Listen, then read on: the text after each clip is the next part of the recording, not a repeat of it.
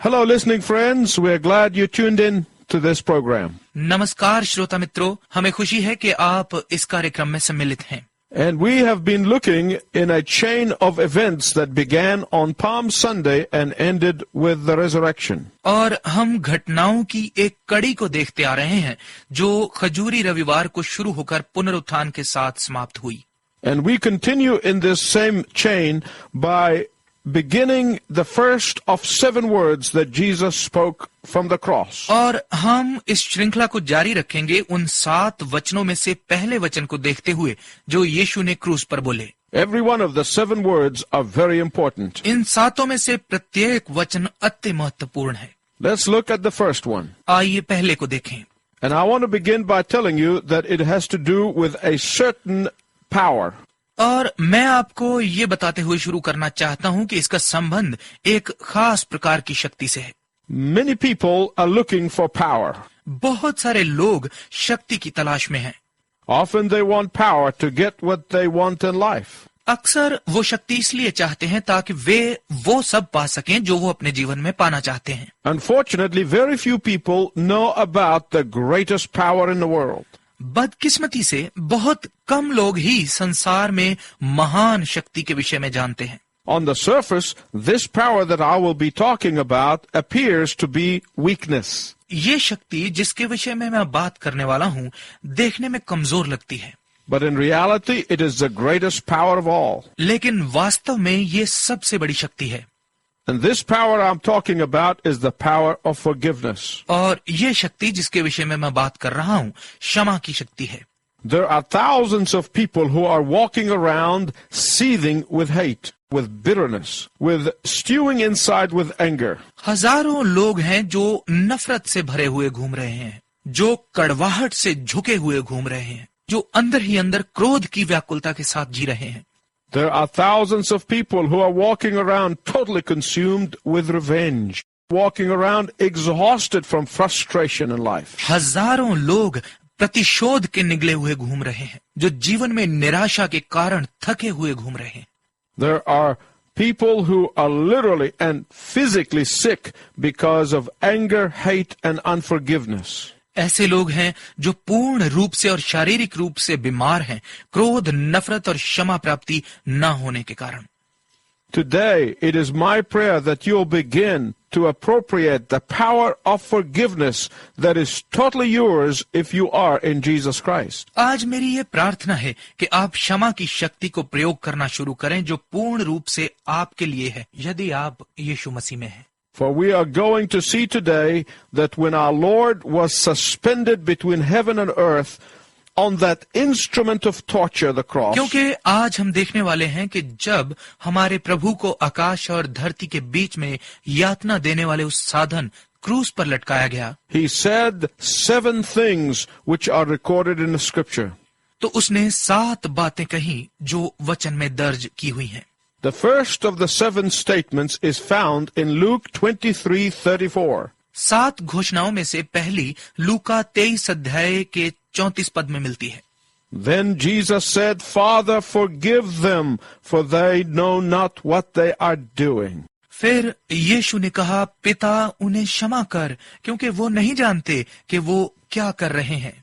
Forgiveness was not a mark of strength in his Gentile culture. क्षमा उसकी गैर यहूदी संस्कृति में एक ताकत का निशान नहीं थी। Forgiveness to the dearest and the nearest and for good reason just may be understood in the Jewish culture. किसी अच्छे कारण से और अपने किसी अति प्यारे और नजदीकी को क्षमा करना शायद यहूदी संस्कृति में समझ में आता है। But forgiving unconditionally was puzzling to both Jews and Gentiles. लेकिन बिना शर्त क्षमा करना यहूदी और गैर यहूदी दोनों को उलझन में डाल रहा था। To a faithful Hebrew, this should not have been a surprise. एक विश्वास योग्य इब्रानी के लिए ये कोई आश्चर्य नहीं रहा होगा। It was 700 years earlier that the prophet Isaiah prophesied many things about the Messiah. 700 वर्ष पहले ही भविष्यवक्ता यशाया ने मसीह के विषय में बहुत सारी बातों की भविष्यवाणी कर दी थी। One of the prophecies was that the Messiah would intercede for his murderers. उन भविष्यवाणियों में से एक थी कि मसीह अपने मारने वालों के लिए मध्यस्थता करेगा। He would plead in prayer on behalf of sinners. वो प्रार्थना में पापियों के लिए निवेदन करता है। He would use his special relationship with his Father to forgive his haters. वो अपने साथ नफरत करने वालों की क्षमा के लिए पिता के साथ अपने खास रिश्ते का प्रयोग करता है। Here he uses the word Abba, which never ever was used before by anyone to address God. यहाँ वो अब्बा शब्द का प्रयोग करता है जो पहले कभी भी परमेश्वर को संबोधित करने के लिए किसी के भी द्वारा प्रयोग नहीं किया गया। It was a word that indicated intimacy. ये वो शब्द है जो घनिष्ठता को दिखाता है। It is a word of kinship between child and father. ये पुत्र और पिता के बीच खून के रिश्ते का शब्द है। And if Jesus can pray for those hateful, malignant, and vicious hands that nailed him to the cross, we can be sure that we can pray and intercede for anybody, and we can be sure that God hears our prayers. और यदि यीशु उन घृणित, दुष्ट और क्रूर हाथों के लिए प्रार्थना कर सकता है जिन्होंने उसे क्रूस पर कीलों से ठोका, हम निश्चित हो सकते हैं कि हम किसी के लिए भी प्रार्थना और मध्यस्थता कर सकते हैं, और हम निश्चित हो सकते हैं कि परमेश्वर हमारी प्रार्थनाएं सुनता है।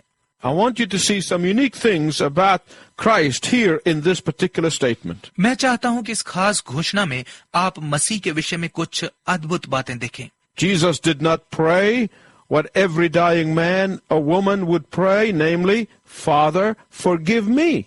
यीशु ने वो प्रार्थना नहीं की जो कोई भी मरता हुआ पुरुष या स्त्री अपना नाम लेकर करेगा, पिता मुझे क्षमा कर। Why? क्यों? For the scripture says that he was tempted as we are, but without sin. क्योंकि वचन कहता है, जैसे हम पढ़ते हैं, वो भी परीक्षा में पड़ा लेकिन पाप रहित। Jesus could have prayed for deliverance from dying on the cross, or that God would have taken him quickly. यीशु क्रूस पर मृत्यु से छुटकारे के लिए प्रार्थना कर सकता था, या कि परमेश्वर ने उसे झट से उठा लिया होता। But no. लेकिन नहीं। Why? क्यों? Because what was tying Jesus to the cross were not the nails, but the undying love for you and for me. क्योंकि यीशु को क्रूस के साथ बांधकर रखने वाले कील नहीं थे, किंतु आपके और मेरे लिए उसका कभी ना मरने वाला प्यार था। Jesus did not pray, Father, avenge me. यीशु ने ये प्रार्थना नहीं की, पिता मेरा बदला ले। If there was ever injustice done anywhere in the world, it was on that day. यदि संसार में कहीं भी कभी भी कोई अन्याय हुआ तो ये उसी दिन था। Let me talk to you just for a minute. मैं एक मिनट के लिए आपसे बात करना चाहता हूँ। You may think that you are not being treated fairly. शायद आप सोचते हो कि आपके साथ ठीक व्यवहार नहीं हो रहा। You may think that you are suffering injustice. शायद आप सोचते हो कि आपके साथ अन्याय हो रहा है। Listen to what I'm going to tell you about Jesus. सुनिए जो मैं यीशु के विषय में आपको बताने वाला हूँ। He is the very God of the flesh who created all the iron in the world. That iron was used to nail him to the cross. वो बहुत गहराई से शरीर वाला परमेश्वर है जिसने संसार में संपूर्ण लोहा पैदा किया, वही लोहा उसे क्रूस पर कीलों से ठोकने के लिए प्रयोग किया गया। The very God in the flesh who created all the roses in the world, the very thorns were used to crown him. शरीर में वही परमेश्वर जिसने संसार में सब गुलाब के फूल बनाए, उसी के कांटों का उसे मुकुट पहनाया गया। The very God in the flesh who created all the wood in the world, that very wood was used to make a cross. शरीर में वही परमेश्वर जिसने संसार में संपूर्ण लकड़ी को रचा, उसी लकड़ी से उसके लिए क्रूस बनाई गई। You talk about injustice. आप अन्याय की बात करते हैं। You talk about what is fair and unfair. आप उचित या अनुचित की बात करते हैं। You talk about his rights to ask to be avenged. आप बदला लिए जाने के अधिकारों के विषय में बात कीजिए। You talk about his right to walk away from the cross. आप उसके क्रूस से इनकार करने के अधिकार के बारे में बात कीजिए। He had every right to do that. ऐसा करने का उसके पास पूर्ण अधिकार था, But he didn't. लेकिन उसने ऐसा नहीं किया। Earlier on that day, he told his men that he could call a legion of angels and they would come to deliver him. उस दिन कुछ देर पहले उसने अपने शिष्यों से कहा था कि वो स्वर्गदूतों की सेनाओं को बुला सकता है और वो उसे छुड़ाने के लिए आ जाएंगे. He had at his disposal untold numbers of unseen spiritual powers. अपने आप के समर्पण के समय उसके पास असंख्य आत्मिक शक्तियां थीं. He could have called upon them to avenge him. वो अपना बदला लेने के लिए उन्हें बुला सकता था. But no, he did not pray that. लेकिन नहीं, उसने ऐसी प्रार्थना नहीं की. He prayed, Father, forgive them. उसने प्रार्थना की, पिता उन्हें क्षमा कर.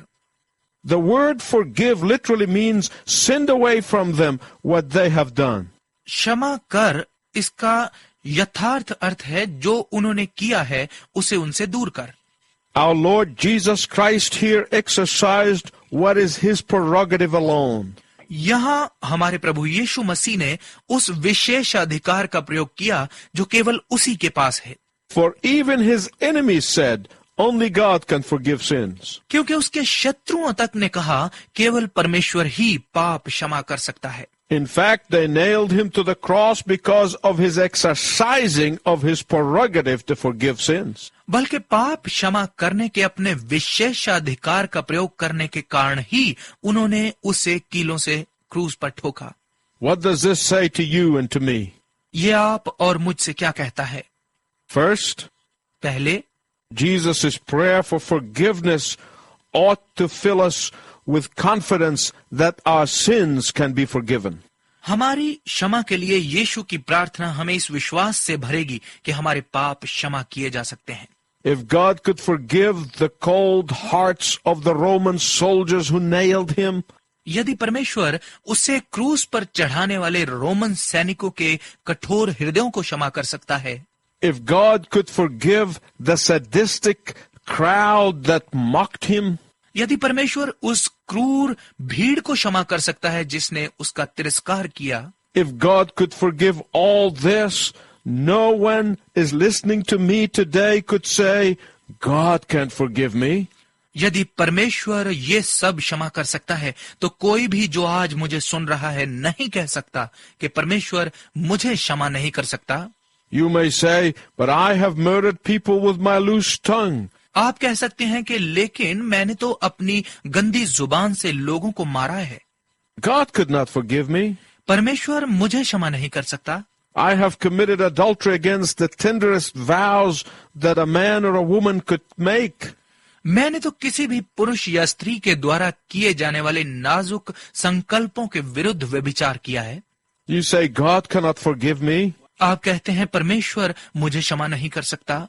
Or I have been dishonest in my business and embezzled. God could not forgive me. या मैं अपने व्यवसाय में बेईमान और घपलेबाज रहा हूं, परमेश्वर मुझे क्षमा नहीं कर सकता. Or I had an abortion and murdered a baby in my womb. God cannot forgive me. या मैंने भ्रूण हत्या की है और अपने गर्भ में ही एक बच्चे का कत्ल किया है, परमेश्वर मुझे क्षमा नहीं कर सकता. You could say, I have cursed God and doubted him and his power. God cannot forgive me. आप कह सकते हैं मैंने परमेश्वर की निंदा की है और उस पर और उसकी सामर्थ्य पर संदेह किया है, परमेश्वर मुझे क्षमा नहीं कर सकता. If Jesus could pray for those who were on the outer limits of sin, surely he can forgive you. यदि यीशु उन लोगों के लिए प्रार्थना कर सकता है जो पाप की हदों तक पहुंच गए थे, तो निश्चय ही वो आपको भी क्षमा कर सकता है. The other thing Jesus wanted to do was to end the vicious cycle of hate and sin. दूसरा काम जो यीशु करना चाहता था वो था नफरत और पाप के दुष्ट चक्र को समाप्त करना. When Jesus was suspended between heaven and earth, he was a magnet that drew all the hate and the viciousness and anger to himself. जब यीशु आकाश और धरती के मध्य में लटका हुआ था तो उस समय वो एक चुंबक की तरह था जिसने सारी नफरत, दुष्टता और क्रोध को अपनी तरफ खींच लिया. And God said on the cross, where anger, hurt, hate, unforgiveness and bitterness ends. और परमेश्वर ने कहा, क्रूस पर जहां क्रोध, चोट, नफरत, क्षमा ना करने की भावना और कड़वाहट समाप्त होती है। And that's what must be the response of all those who follow the Lord Jesus Christ. और उन सब का जो प्रभु यीशु मसीह के पीछे चलते हैं, अवश्य ही यही प्रत्युत्तर होना चाहिए। Why? क्यों? Because Jesus, when he hung on the cross, said, Father, forgive them, for they know not what they are doing. क्योंकि यीशु ने जब वो क्रूस पर लटका हुआ था कहा, पिता उन्हें क्षमा कर, क्योंकि वो नहीं जानते कि वो क्या कर रहे हैं। When Jesus said, forgive them, there is no telling of how wide the circle of people that was. जब यीशु ने कहा उन्हें क्षमा कर, तो बताया नहीं जा सकता कि वहां कितनी बड़ी भीड़ थी। It included the Roman soldiers. इसमें रोमन सैनिक भी शामिल थे। It included Pilate. इसमें पिलातुस भी शामिल था। It included Caiaphas, the high priest. इसमें महायाजक कैफा भी शामिल था। It included Judas, the betrayer. इसमें विश्वासघाती यहूदा भी शामिल था। It included the jeering mob. इसमें उत्तेजित भीड़ भी शामिल थी। It included all. इसमें सब शामिल थे। There is no limit to the circle that Jesus' prayer included. भीड़ के उस चक्र का कोई किनारा नहीं है जो यीशु की प्रार्थना में शामिल था। It includes you and includes me. इसमें मैं और आप भी शामिल हैं। Father, forgive them because they do not know what they're doing. पिता उन्हें क्षमा कर, क्योंकि वो नहीं जानते कि वो क्या कर रहे हैं। Well, some of you may be saying, well, wait a minute. What do you mean that they did not know what they were doing? खैर, आप में से कुछ कह रहे होंगे, अरे एक मिनट रुकिए, इससे आपका क्या मतलब है कि वो नहीं जानते थे कि वो क्या कर रहे थे? Judas knew that he was betraying the best friend that he ever had. यहूदा जानता था कि वो अपने जीवन के सबसे प्रिय मित्र के साथ विश्वासघात कर रहा है। Caiaphas knew that he bribed false witnesses to testify against Jesus. कैफा जानता था कि उसने यीशु के खिलाफ गवाही देने के लिए रिश्वत देकर झूठे गवाह खड़े किए हैं। Pilate confessed with his own lips, I find no fault in this man. पिलातुस ने अपने होठों से इकरार किया कि मैं इस मनुष्य में कोई दोष नहीं पाता। The mob knew that they were screaming at a righteous man. भीड़ जानती थी कि वो एक धर्मी मनुष्य पर चिल्ला रहे हैं। They knew what they were doing. वो जानते थे कि वो क्या कर रहे हैं। Oh, but Jesus was saying that on the deepest level, they did not know what they were doing. ओ, लेकिन यीशु गहरे मन से कह रहा था कि वो नहीं जानते थे कि वो क्या कर रहे थे। They did not understand the enormity of what they were doing. उस घोर अपराध को वो नहीं समझते थे जो वो कर रहे थे। They did not understand the significance of what they were doing. वो उसके महत्व को नहीं समझते थे जो वो कर रहे थे। They did not know that the cross, which stood as a sign of torture, was going to become a sign of peace and victory. वो नहीं जानते थे कि क्रूस जो यातना के चिन्ह के रूप में खड़ी थी, वो शांति और विजय का चिन्ह बनने जा रही थी। They did not know that the horrors of what they were doing was going to transform millions of lives, thousands of institutions, and tens of nations. वो नहीं जानते थे कि जो वो कर रहे हैं उसकी भयानकता लाखों जीवनों, हजारों दस्तूरों और दसियों राष्ट्रों को परिवर्तित करने वाली है। They did not know what they were doing.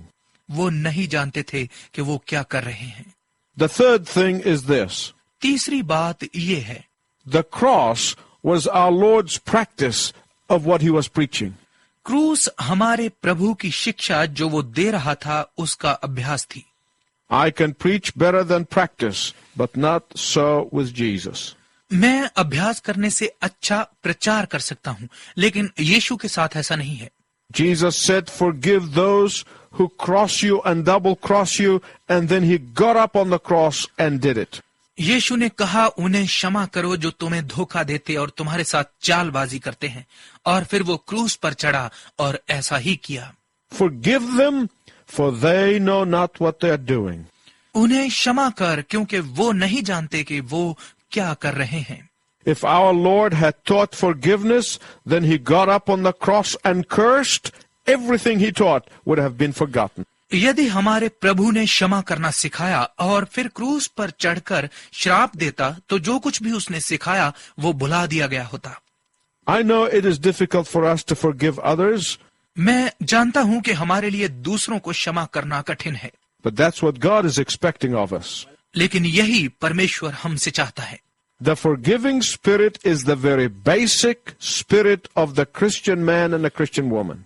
क्षमा करने का आत्मा ही एक मसीही पुरुष और एक मसीही स्त्री का मूल आत्मा है। Our Lord lived as good as he preached. हमारा प्रभु उतना ही अच्छा जिया जैसा उसने सिखाया। What Jesus did on the cross was the beginning of what he has been doing ever since. जो यीशु ने क्रूस पर किया वो उसकी शुरुआत थी जो वो शुरू से करता आ रहा है। Even now, he is making intercessions for the believers. बल्कि अब भी वो विश्वासियों के लिए मध्यस्थता कर रहा है। Even now, he is our advocate with the Father. बल्कि अब भी वो पिता के सामने हमारा वकील है। Even now, he is still forgiving again and again. यहाँ तक कि अब भी वो बार बार क्षमा कर रहा है। My listening friend, I want to ask you something. मेरे श्रोता मित्र, मैं आपसे कुछ पूछना चाहता हूँ। What about your forgiving spirit? आपका क्षमा करने वाला आत्मा कहाँ है? Some men think that forgiving others makes them weak. कुछ पुरुष सोचते हैं कि दूसरों को क्षमा करना उन्हें कमजोर बनाता है, But that's not true. लेकिन ये सच नहीं है। Forgiving gives you power that is indescribable and unseen. क्षमा करने से आपको वो शक्ति मिलती है जो अदृश्य है, वर्णन से बाहर है। Forgiving gives you freedom that is truly liberating. क्योंकि क्षमा करना आपको वो आजादी देता है जो पूर्णतः स्वतंत्र करने वाली है। When you refuse to forgive, you become a slave of the person that you refuse to forgive. जब आप क्षमा करने से इनकार करते हैं तो आप उस व्यक्ति के गुलाम बन जाते हैं जिसे आप क्षमा करने से इनकार कर रहे हैं। That person occupies your hateful thoughts. वो व्यक्ति आपके घृणापूर्ण विचारों पर कब्जा कर लेता है। That person dominates your creative energies. वो व्यक्ति आपकी सृजनात्मक शक्तियों पर नियंत्रण कर लेता है। That person enslaves your actions. वो व्यक्ति आपके कार्यों को गुलाम बना लेता है। Now, there are some people who pretend to forgive but have more hatred. अब ऐसे लोग भी हैं जो दूसरों को क्षमा करने का दावा करते हैं, लेकिन उनमें नफरत अधिक है। I heard about a woman who hated one of her relatives so much. मैंने एक स्त्री के विषय में सुना जो अपने रिश्तेदारों से बहुत घृणा करती थी। And when people tried to get her to forgive them, she said the following. और जब लोगों ने प्रयत्न किया कि वो स्त्री उन रिश्तेदारों को क्षमा कर दे तो उसने कुछ ऐसे कहा। She said, okay, I'll forgive them. I used to say that I would never go to their funeral. Now I'll be glad to go to their funeral. उसने कहा, ठीक है, मैं उन्हें माफ कर दूंगी। मैं कहती थी कि मैं उनके अंतिम संस्कार पर कभी नहीं जाऊंगी। अब उनके अंतिम संस्कार पर जाकर मुझे खुशी होगी। Now that is not forgiveness. अब ये क्षमा करना नहीं है। The way to begin to be liberated is to regularly and deliberately pray for the person who is the object of your hate. स्वतंत्र होने की शुरुआत का रास्ता यह है कि आप इच्छा पूर्वक और लगातार उस व्यक्ति के लिए प्रार्थना करते रहें जो आपकी घृणा का विषय है। And if you cannot forgive them, ask God to forgive them through you. और यदि आप उन्हें क्षमा नहीं कर सकते तो परमेश्वर से कहें कि वो आपके द्वारा उन्हें क्षमा करे। God can give you the power to forgive if you ask Him. यदि आप परमेश्वर से मांगे तो वो आपको दूसरों को क्षमा करने की शक्ति दे सकता है। It is my prayer that each of you become a forgiving person. ये मेरी प्रार्थना है कि आप में से प्रत्येक दूसरों को क्षमा करने वाला व्यक्ति बन जाए। Until next time, I wish you God's richest blessing. अगले समय तक मैं आपके लिए परमेश्वर की उत्तम आशीष की कामना करता हूँ।